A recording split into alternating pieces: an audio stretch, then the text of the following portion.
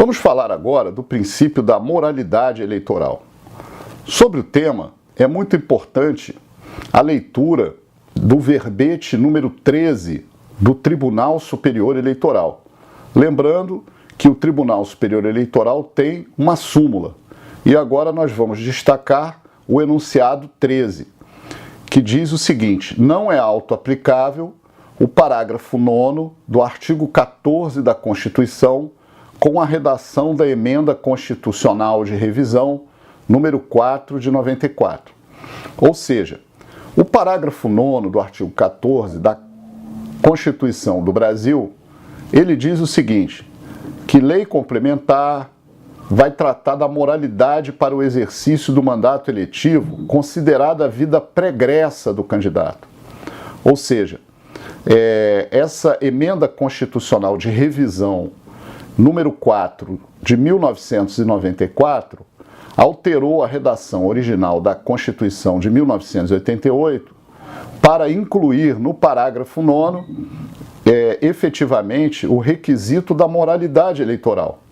Porque nós temos no Brasil diversas pessoas que são candidatos, por exemplo, a vereadores, que respondem por homicídio, que respondem por lavagem de dinheiro, por corrupção e outros crimes, né? E, às vezes, buscam a via do mandato eletivo exatamente para ganharem imunidades e escapar da ação da justiça. Muito bem, a moralidade eleitoral, ela também é exigida, assim como a moralidade para o ingresso no serviço público em geral. Ninguém pode fazer concurso público e ser nomeado, tomar posse, se responde a diversos crimes, né, de corrupção, de roubo, etc. Então existe aqui, já no serviço público, para o ingresso nos concursos públicos, seja mesmo de gari, da limpeza urbana, uma obrigatoriedade do quê? De se respeitar uma moralidade mínima. Isso diz respeito até à própria ética no serviço público. No entanto, não foi auto-aplicável o parágrafo 9º do artigo 14. E isso está na súmula 13. Porque naquela época tivemos vários recursos ao TSE de pessoas que realmente respondiam a vários crimes, né? E essas pessoas acabaram podendo ter o direito de concorrer porque se esperava no Brasil uma lei, né?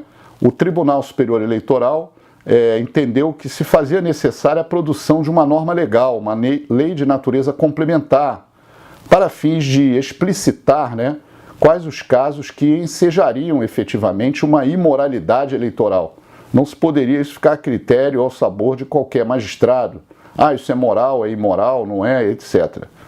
E, nesse caso, nós tivemos uma grande modificação disciplinando a moralidade eleitoral, que foi a introdução da Lei da Ficha Limpa, conhecida popularmente, que é a Lei Complementar 135, de 4 de junho de 2010, que consagrou a inelegibilidade. E lá ela tratou de aspectos da vida pregressa dos candidatos, né? Desta forma, hoje podemos dizer que o princípio da moralidade está contemplado na Lei da Ficha Limpa, na Lei das Inelegibilidades, que é a Lei Complementar 64 de 90.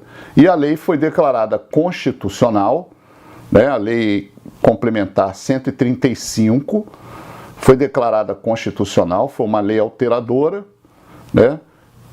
Pelo Supremo Tribunal Federal, em duas ações diretas de constitucionalidade, que são as ações ADC 29 e 30, mas ainda poderá ser reexaminada essa lei futuramente em pontos controvertidos que se apresentam. Certo? Muito bem. Para encerrar esse princípio da moralidade, o que é importante você saber é que se a pessoa pratica determinados crimes, ela pode ficar inelegível antes do trânsito em julgado da sentença condenatória. Ou seja, se ela pratica roubo, se ela pratica crimes sexuais, crimes de lavagem de dinheiro, crimes de associação criminosa, ela pode ficar inelegível com a decisão de um órgão colegiado, por exemplo, com a decisão do Tribunal de Justiça, da Câmara Criminal, com a decisão do Tribunal Regional Federal, do acórdão do Tribunal Regional Federal, do acórdão da 5ª Câmara Criminal do Tribunal de Justiça de Minas Gerais. Ou seja, ocorrendo uma condenação por um órgão colegiado, por determinados crimes que estão elencados, os bens jurídicos, no artigo 1º, inciso 1º, letra E, a linha E da Lei Complementar 64/90, quem violar aqueles bens jurídicos estará sujeito à inelegibilidade, né? A inelegibilidade. Perfeito? Vamos agora falar do princípio da periodicidade das eleições.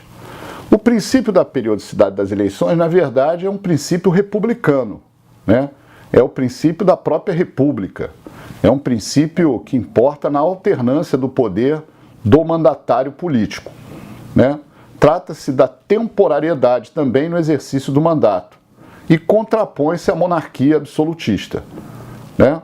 O absolutismo, lembrando lá da época da Revolução Francesa, é um regime político em que o poder diretamente e sem restrições se exerce por um só indivíduo, por uma casta ou por uma classe ou partido, certo? Então, no caso da República, a República possui previsão na nossa Carta Magna, Carta Brasileira, no artigo 1º, e a violação da proteção republicana enseja inclusive a hipótese de uma intervenção federal naquele estado, por exemplo.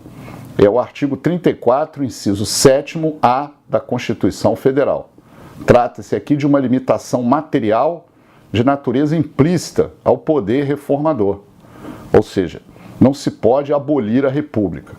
O parágrafo 7º, muito importante, do artigo 14 da Constituição da República Federativa do Brasil, dispõe sobre as inelegibilidades, reflexas ou relativas, que nós vamos ver em outras aulas, quando aquele núcleo familiar de um determinado prefeito está, por exemplo, se eternizando em sucessivas eleições e mandatos eletivos. Isso viola a República. Então, o parágrafo 7º do artigo 14 da nossa Carta Magna é um exemplo efetivo de quê? De proibição à continuidade política administrativa de um prefeito, de um governador ou mesmo do presidente da República, por meio de seus parentes, cônjuge, etc. Tá? Mas isso será um comentário mais amplo, específico, adiante. A Emenda Constitucional 16 de 1997 introduziu no Brasil a reeleição dos chefes do Poder Executivo, né? É o artigo 14, parágrafo 15 da Constituição. Lá está dizendo que é possível a reeleição. E, nesse caso, questiona-se, né, se a reeleição também atinge um pouco o regime republicano. Mas isso é um tema mais complexo de estudo, né?